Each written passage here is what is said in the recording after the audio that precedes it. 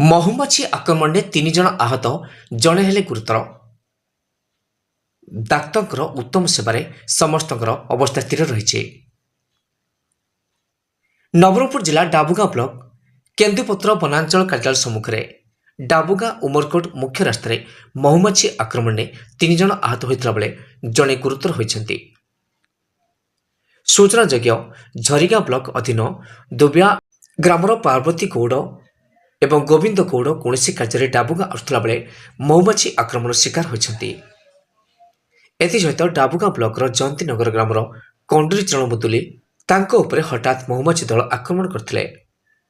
ଆକ୍ରମଣରେ 3 ଜଣ ଆହତ ହୋଇଥିଲେ।